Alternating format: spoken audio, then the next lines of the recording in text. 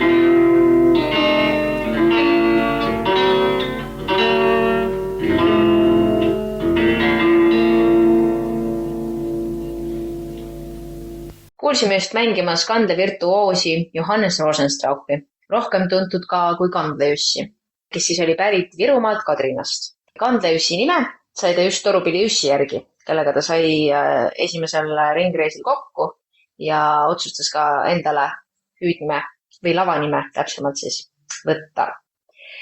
Nagu just mainitud, Kandle-Juss oli pärit siis Kadrinast ja tema isa pidas linna lähedal siis kuivakaevu kõrtsi. Jussi koolipõli kestis kõigest 2 aastat ja seejärel andsid vanemad ta Kullassepa õpipoisiks.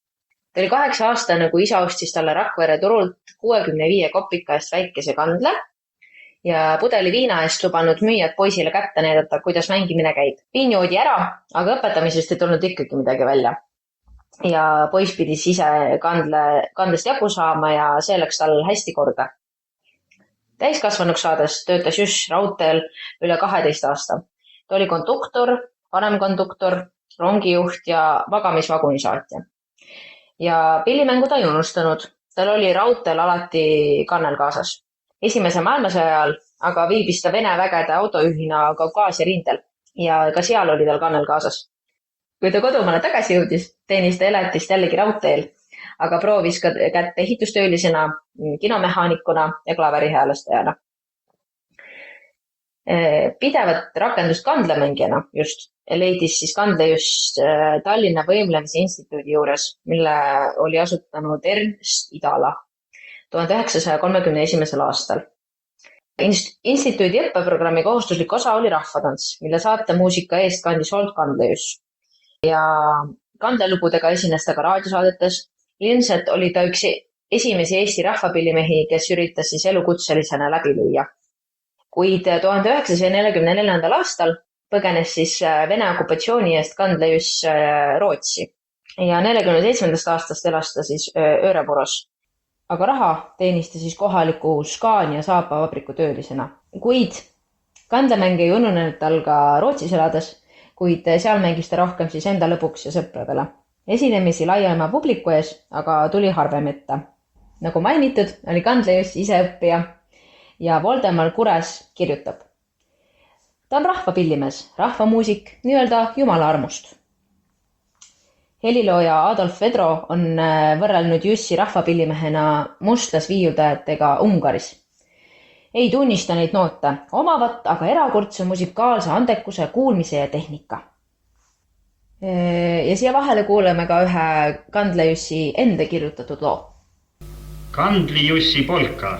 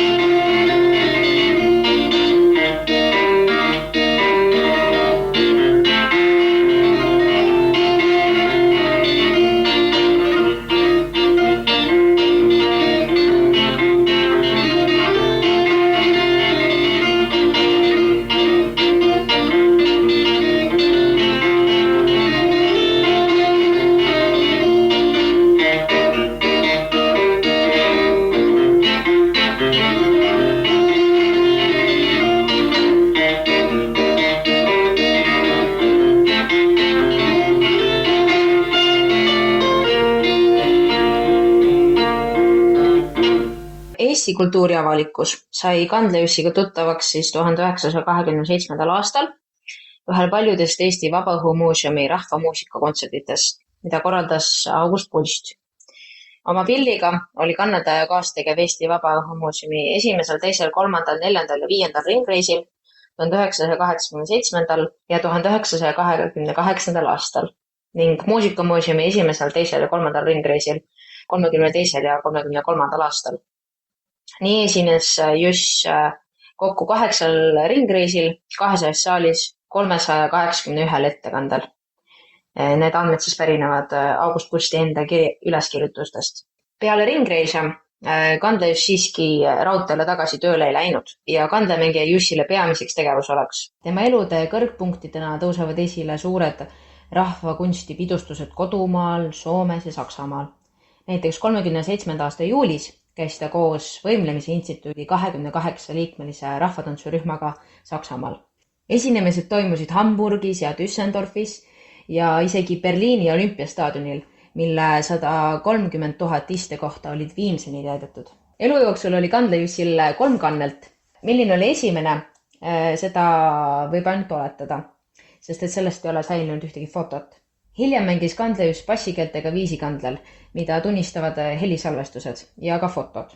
Tema kandle oli teinud keegi külapuusepp 19. sajandi lõpu aastatel. Kannelt mängis Kandla Juss 2 moel.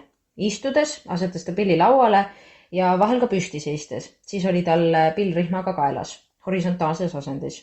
Oma mälestustes kirjeldas August Pulst Jussi pillimängu niimoodi.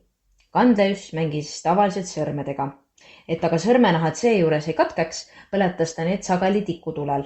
Selle tulemusena olid tema sõrmenahad kuivanud, paksud, puitunud või luustunud just nagu sarvest. Kui aga õhtusele eestkavale, järgnevale tantsule, publikule meie kannaldaja asus saatamuusikat tegema koos viiuli, lõõtspilli või mõnikord džässtrummaritega, siis ei aidanud tema tugevatest põletatud sõrmenahkadest ja ta võttis kasutusele puudiku. Eraldi mängis ta mõnikord ka oma kandlevõtmega, millega metallsetel keeltel tiristas. Selline moodus andis teravaid metallseid helisid ja sarnanes mandoliine kõlale. Hiljemal ajal on Kandla Jussi pilli ja mängutehnikat kirjeldanud Ilmar Toigre. Juss hoidis kannel traditsiooni kohaselt lühemate keeltega enda poole. Arvestades Eesti rahvaliku muusika vajadusi, oli Jussi kannel häälestatud diatooniliselt. Solistina mängides oli Jussi kannel tavaliselt häälestatud C, E, F, B, A või G-tuuris, vastavalt vajadusele ja tujule. Mõne teist liiki instrumendiga mängides, näiteks lõõtspilliga, häälestas Juss kandet C või D-tuuri. Tuuridest üleminekul kasutas just võrdlemisi sageli niinimetatud septakorde, milline mänguvõte Eesti vanemapõlve kandlemängijatele ja külamuusikutele oli tundmatu. Oma mängus kasutas erinevaid mängutehnikaid, peamiselt nii nimetatud noppimistehnikaga. Ja see tehnika siis seisab selles, et parema käega nopitakse viisi ja vasakuga vajalikud passe. Erijuhtudel kasutas just siis mängimisel siblimise või kratsimise tehnikat. Siblimise tehnika juures on siis eriline see, et vasaku käe sõrmedega summutati ja lasti lahti keeli ja parema käe pöidlega või nimetissõrmega sibliti üle nende keelte.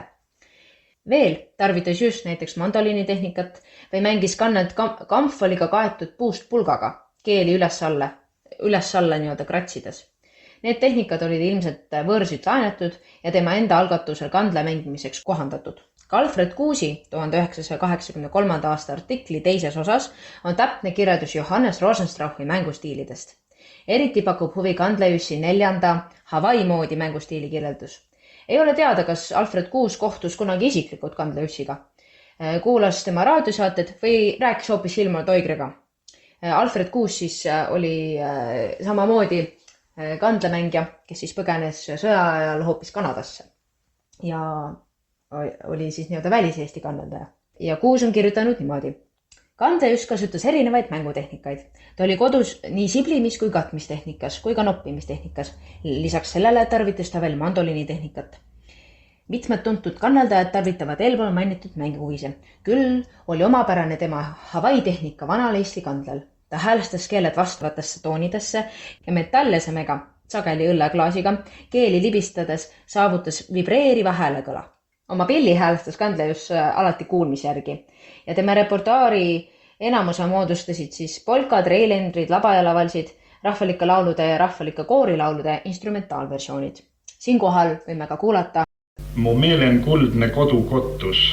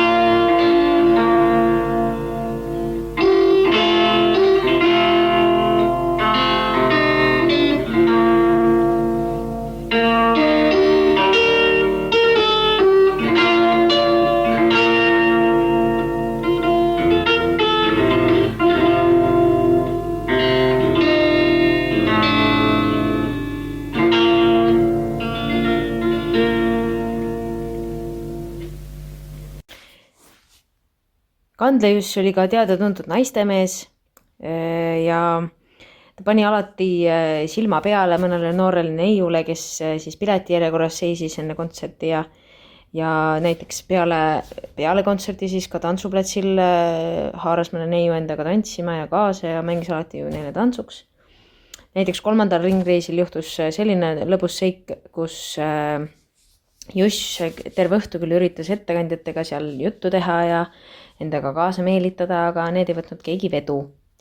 ja Juss siis lõpuks leidis ühe lavameistri noore tütre, kellega koos ta siis ära läks niimoodi, et neiu oli ühes käevangus ja Kannel oli teises käevangus ja põgenesid kiiresti siis pärast õhtust pidu ära, kuid ettekandjad läksid siis lavameistrile kitule ja lavameister jooksis neile järgi ja Juss pidi padavai ära jooksma selle lavameistri eest, kuigi lavameister oli paks ja vana mees ja Kandlejuss siis pikakoivaline noor härra. Aga õnneks juhtus niimoodi, et Juss jõudis kiiresti ööbimispaika ja viskas Kandle üle aia ja ise ronis kiiresti aknast sisse niimoodi, et lavameister ei saanudki teda kätte. Ja seda juttu räägiti siis omavahel hommikulauas ja ka terve reisi vältel edasi, kuid Kandlejuss ise sellest suuremat lugu ei teinud.